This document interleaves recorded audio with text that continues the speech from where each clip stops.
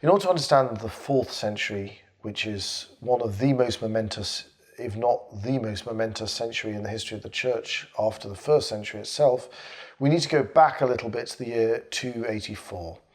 As we discussed when we were looking at the 3rd century, there's been a long period of instability with very short reigns and many usurpations of the imperial office during the course of the 3rd century. This was brought to an end by an emperor called Diocletian. His original name was Diocles, a Greek name. He Romanized it to Diocletian after he became emperor. He came up with a scheme for ending the instability in the Roman Empire, and this scheme was called the tetrarchy. As we mentioned in our last talk, the source of the instability came from the increased size of the Roman state and the channeling of public revenues to whatever location the emperor was at. The emperor was no longer centrally located in Rome as they had been at the height of the empire in the 2nd century, but now, because of the increased security threat of Persia, the emperor had to constantly be on the frontier. Usually either the Rhine, dealing with the barbarians, very occasionally in Britannia, dealing with the Picts in the north of Britain. But usually if it was the barbarians on the Rhine or the Danube, which formed the European frontier of the Roman Empire, or if it was the Persians on the Euphrates or in the Cappadocian highlands, if the Persians tried any funny business, coming in through an unusual route. And this meant that the great wealth and power of the empire was now diverted to wherever the emperor was, and units of the army elsewhere would frequently give in to the temptation to acclaim their local commander emperor, triggering a civil war and more trouble with the Persians. So Diocletian decided to solve this in 2 stages. First of all, he took a colleague, Maxentius, who was an old friend of his. They were both from Illyrium, the region which is now occupied by the countries of Croatia and Albania and Serbia and Montenegro, that sort of area of Europe. That was then called Illyricum, and many Roman soldiers were recruited from that region, so it dominated the army and the imperial office for a long time in the history of the Roman Empire. So Maximian was made the colleague of Diocletian, and the empire was divided for administrative purposes into east and west, into more or less the Greek-speaking part of the empire, the east, and the Latin-speaking part of the empire, the west, although in fact Illyrium itself was an eastern region that spoke Latin, so it was sort of well designed to be the bridging culture for the empire. This meant that there would be an emperor, an Augustus, that was the actual title of the emperors in the classical empire, who were resident both in the east and in the west, and that would reduce the chances of some sort of usurpation and a civil war. Now, about 10 years later, he perfected and honed this system by introducing deputy emperors who took the title Caesar. These deputy emperors, there were 2 of them. There was a deputy to both the Eastern and Western emperor, and they would automatically succeed to the Eastern or Western emperor if he died.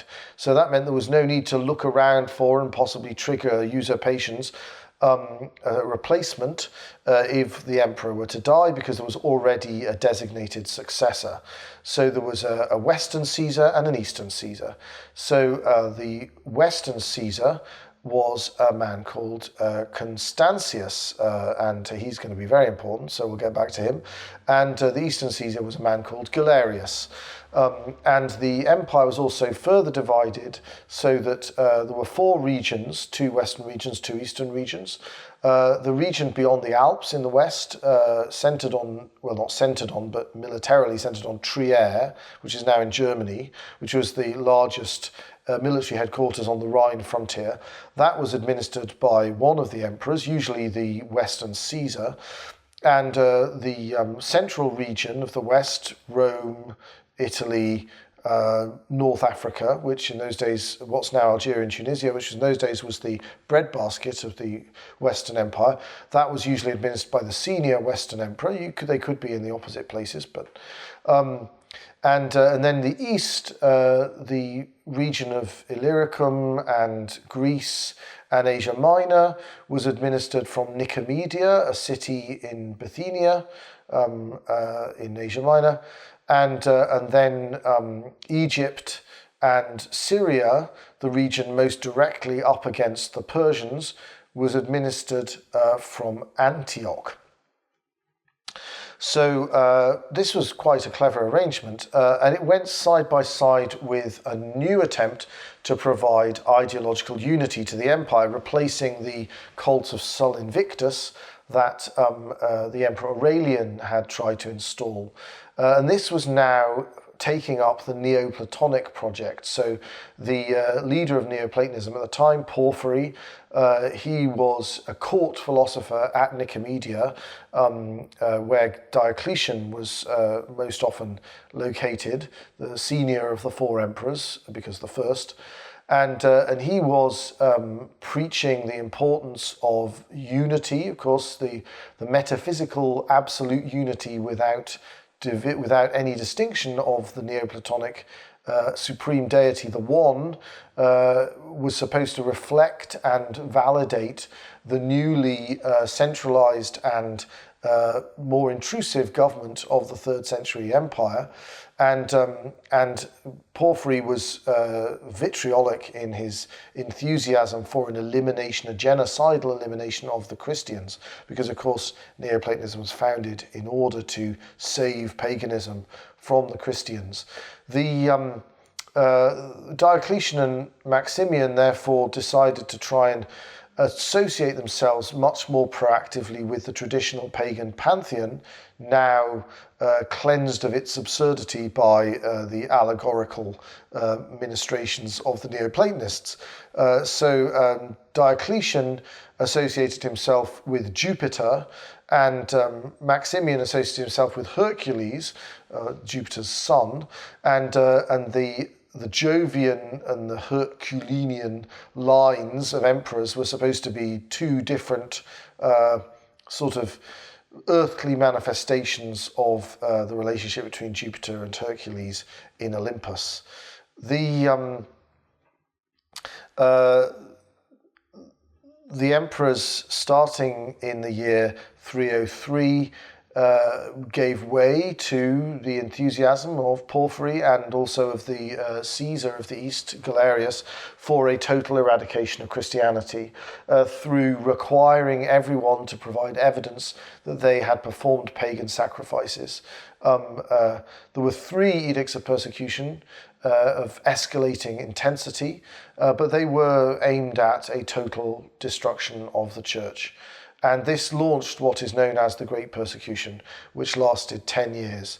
Now, one region of the empire was unaffected, more or less, by this persecution, and that was the northwest of the empire, which was governed by Constantius, because Constantius had, as a younger man, embraced the quasi-monotheistic religion of Sol Invictus, the unconquered sun that had been promoted by Aurelian. And so he sympathized with the Christians as fellow monotheists, as he saw them, and therefore he only published one of the 3 edicts of persecution in his part of the empire, and he didn't enforce that one either. Now, of course, Constantius was the junior Western emperor, but in order to try and trigger the new system of succession which he had adopted, Diocletian decided in 305 to abdicate, and he forced his colleague Maximian to also abdicate, so that Galerius and Constantius would be immediately promoted to being Augusti, to being senior emperors. And that meant that for most of the period of the Great Persecution, Constantius was the senior emperor in the West. So although the persecution certainly did carry on in Italy and North Africa, because Constantius continued to be located himself in Trier, it was nevertheless less intense than it was in the eastern half of the empire. this would actually cause some difficulties because in North Africa, where the church was very strong, local officials didn't really want to, or many of them didn't really want to impose the persecution, but they were expected to by the new junior emperor of that part of the empire. So they came up with a compromise which actually, from a Christian perspective, made things worse. They would issue certificates to Christians who hadn't really sacrificed to the gods, saying that they had, so that they could avoid being executed. But in fact, this is seen by the church as almost indistinguishable as a sin from performing the pagan sacrifice, because you're claiming to have apostatized in a public document, which means that you have, to all intents and purposes, apostatized, even though you didn't actually burn incense in front of a pagan idol. They would also sometimes allow just some liturgical book to be handed over for the destruction, and they would see that as sufficient demonstration of loyalty to paganism. And of course, Christians who did this, including some clerics, weren't particularly keen to advertise the fact that they'd made this grubby compromise, and that began to cause a degree of paranoia among the always rigorist Christians of North Africa, who began to suspect that bishops here and bishops there presbyters there, might have given in secretly and just be hiding it. And this would eventually lead to the creation of what's called the Donatist heresy. It was a group that claimed that if someone apostatized, a cleric, then the sacraments that they performed subsequently, and indeed as it hardened, Donatism began to teach that even previously their sacraments would be invalid. This, of course, would eliminate the visibility of the church. It would eliminate the principle that the church is a city built upon a hilltop that cannot be hidden. So this is quite a serious heresy, although, of course, one understands why the laity of North Africa were upset about secret apostasy among their clergy. But Constantius, now elevated to senior Western emperor, he was given as his colleague a chap called Severus, and Galerius was given as his colleague, as junior emperor, a man called Maximin Dia. Now, this was quite a surprise to people at the time. People apparently gasped at the ceremony in Nicaea where this occurred, because these were not the people they were expecting to become the new Caesars. They thought that Maxentius, the son of Maximian, would become the one of the junior emperors, and they thought that Constantine, the son of Constantius, would become the other junior emperor. Maxentius, because he was the son of a senior emperor and Diocletian didn't have a son, so it was felt that it would be natural for him to succeed. Perhaps he didn't succeed because Diocletian thought he wasn't up to the job, which his subsequent performance may vindicate. Perhaps he didn't succeed because Diocletian didn't want there to be a hereditary principle. He wanted it to be a succession based on merit, in the way that the second century emperors were perceived to be. But we'll probably never know. But if it was to avoid hereditary succession, that was undermined by the fact that Maximin Dia, the new Caesar of the East, was the nephew of Galerius, the new Augustus of the East. Constantine was even more of a shock, even though he was the son of a junior emperor, nevertheless a junior emperor prior to the abdication. He was more of a shock because he was so famously dynamic and competent and a brilliant military commander and incredibly physically brave.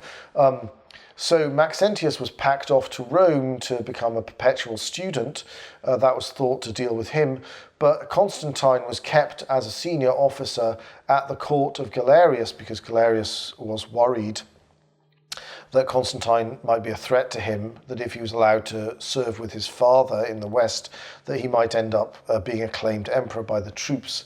And Galerius tried to get rid of Constantine by sending him on various suicide missions, but this backfired because Constantine acquitted himself with great bravery and skill and succeeded in these missions, and his reputation was only enhanced.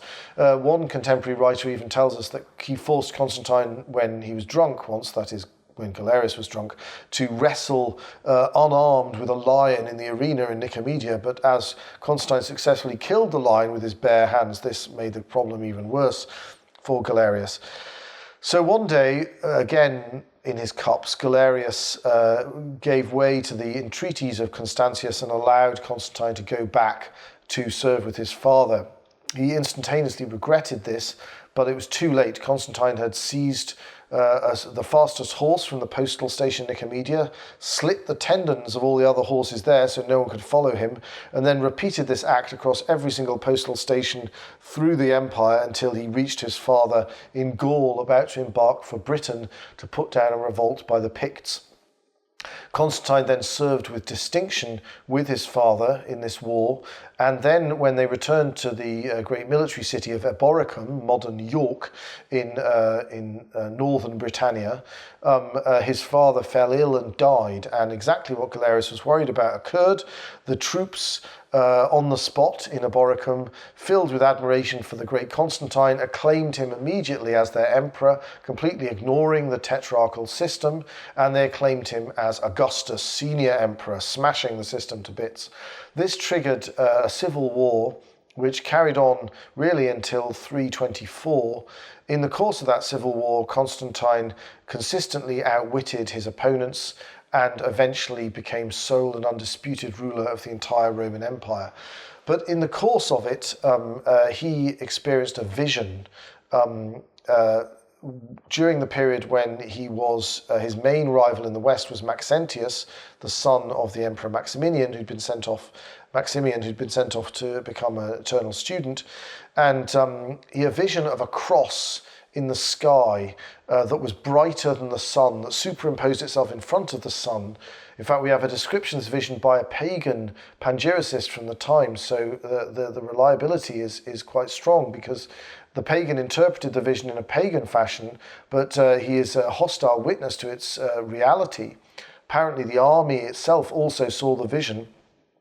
Constantine understood that this symbol, that he was promised victory so long as he adopted this symbol, and that this symbol pointed to the true Summus Deus, highest God, who was not the sun, because the symbol was more powerful than the sun itself. In fact, he saw himself as if he were the sun, and he saw there was a God beyond him, who was the true God.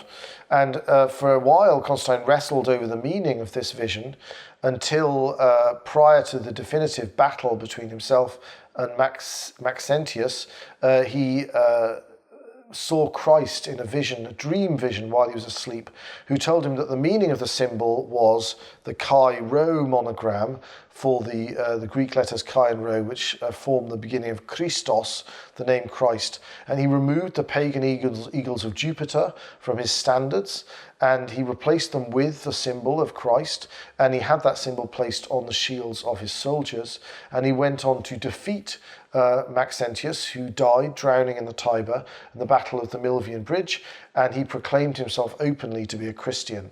He didn't initially seek baptism straight away. In fact, he remained a catechumen for the rest of his life and was only baptized on his deathbed.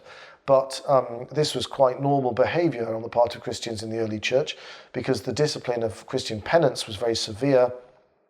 Years of fasting could be required for certain sins, and so people often delayed their baptism till close to death, which is an abuse, of course, but was a very common practice at the time. He was immediately called upon to resolve the Donatist dispute, and he remitted the matter to the Pope quite properly, Pope Miltiades, and he found against the Donatists. The Donatists protested and tried to appeal a couple of times, but their appeals were rejected, finally by the Council of Arles, which was held in northwestern parts of the empire where there had been no persecution, and therefore there could be no suspicion that any clerics had secretly given in. But the bishops in Arles all simply recognised the definitive character of the Bishop of Rome's judgment in the matter, and the Donatists did not manage to change their situation, and eventually, reluctantly, they were subjected to a certain degree of persecution from the Roman government. Now, the empire didn't immediately become Christian. The emperor in the West, and then later when he conquered the eastern part of the empire, for the whole empire, was a Christian, and he ceased participating in pagan sacrifices and eventually ceased to fund pagan temples from the public purse. But until the year 380, the emperors simply were personally Christian, with the exception of the last member of Constantine's family to sit upon the Roman throne, Julian the Apostate, who fell back into paganism. But he attempted to conquer the Persians in a great Eastern campaign, which foundered, and he died in the course of that campaign, and which discredited him and ended his attempt to revive paganism in 363. In the meantime, however, there had arisen a doctrinal dispute in the East, and this was over Arianism. Arianism was the doctrine of a presbyter of Alexandria of originally Libyan origin called Arius, who held that only the Father is true God and that the Son is a creature, a kind of super angel, through which, as a kind of instrument, God the Father had created the universe, but who was himself still a creature. He was excommunicated for these errors by St. Alexander, the Bishop of Alexandria, but a number of Eastern bishops favoured him, not really because they actually had the same theology as him, but because they were followers of Origen and therefore held to a subordinationist account of the Trinity. They denied the equality of Father, Son and Holy Spirit, and they realised that in the condemnation of Arius, their own positions would become excluded. So this created a more general doctrinal crisis in the East. Constantine defeated his last remaining rival, Licinius, at the Battle of Chrysopolis in 324, and from that time he was ruling over the entire empire, and so he called in the following year a council of the entire inhabited world, the Ecumene, so therefore the first ecumenical council, and this was held in Nicaea, which is a sort of suburb of the city of Byzantium, where the final showdown had occurred between Constantine and his rival Licinius, and which Constantine had decided to refound as New Rome or Constantinople because it was a more strategically located capital for the Roman Empire. And so he because it controlled the passage from the Black Sea to the Mediterranean and from Europe to Asia, and because it was on a peninsula that could be sealed off with a great rampart wall, and therefore could endure siege for an extremely long time.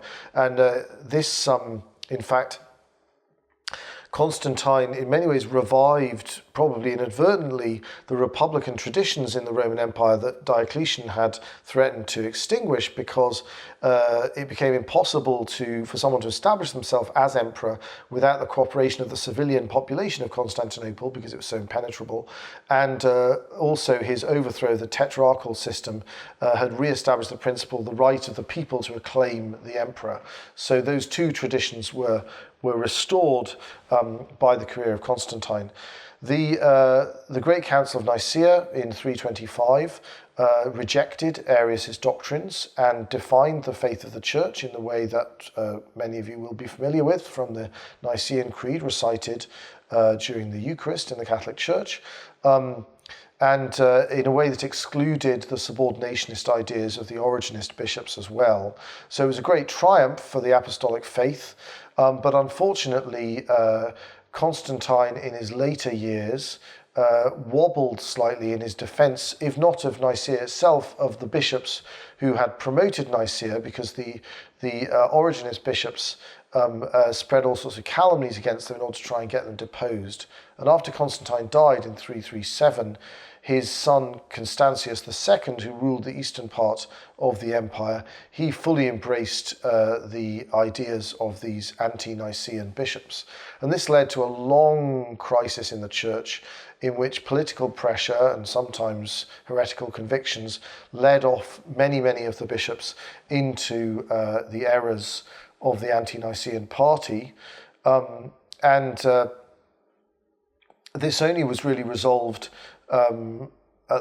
towards the end of the century, when the Emperor Theodosius was appointed, a professional soldier who was sent in by the two emperors who were then ruling the West to deal with a crisis created by the penetration of the Roman frontier by the Gothic barbarians who were fleeing from some more frightening barbarians, the Huns, and tried to force their way into the empire and eventually killed the Arian emperor Valens in battle.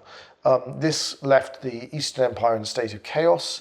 The Western emperors who were Catholics, adherents of Nicaea, they sent Theodosius to deal with it. They raised him to the rank of Augustus, and he managed to contain the situation. But at the same time, he imposed Nicene orthodoxy on the East and brought the Arian crisis to an end.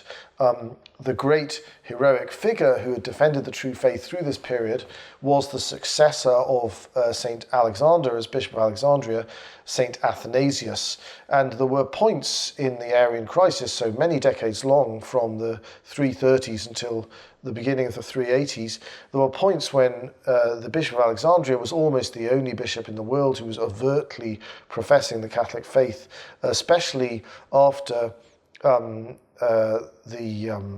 after 350, when Constantius II was the only emperor of the entire empire because his two brothers had died, and he was an enthusiastic Arian. So all of this was brought to an end by Theodosius, and at the same time as bringing it to an end, he also decided to embrace Catholicism as the official religion of the Roman Empire. So he issued an edict called the Edict of Thessalonica in 380, and in it he said that it is the desire of the emperors, because there were still the two Western emperors, but he was the one making the edict, that all those subject to their mercy and clemency should continue. So this wasn't a question of forced conversion; it was a question of officializing the status of those who had already embraced Christianity, should continue in the faith which was delivered by the divine apostle Peter to the Romans, and which is professed today by the Pontiff Damasus, that's Pope Damasus, who is being described using the Roman, originally pagan title that Tertullian had used sarcastically, Pontifex, the Pontiff Damasus, and Peter of Alexandria, a man of apostolic holiness. Peter of Alexandria was the successor of Athanasius, who by this time had died. He explains in the edict there is one God in three persons in equal majesty and dignity, Father, Son, and Holy Spirit, and only those who confess this and agree in faith with the bishops of Rome and Alexandria are to call themselves Catholics, or are to call their gathering places churches. And those who do not do so, those Christians who defect from the faith of the Bishop of Rome, they are to be branded with the ignominious name of heretics, and their gatherings are to be called conventicles, not churches. And they will suffer in the first place the punishment of the divine chastisement, and later such punishments as we shall appoint. So there was a notice of potential civil penalties for heresy in later years. The following year, there occurred the Second Ecumenical Council, the Ecumenical Council of Constantinople, the First Ecumenical Council, which added further sections to the Nicene Creed on the Church and on the Holy Spirit. And more or less, it is that creed, with the addition of the Filioque clause, which we'll discuss in later centuries, which is used by the Orthodox Christians, Catholics, and other adherents of the true faith, in part, to this day. But those developments belong principally to our understanding of the 5th century, which we'll get to next time.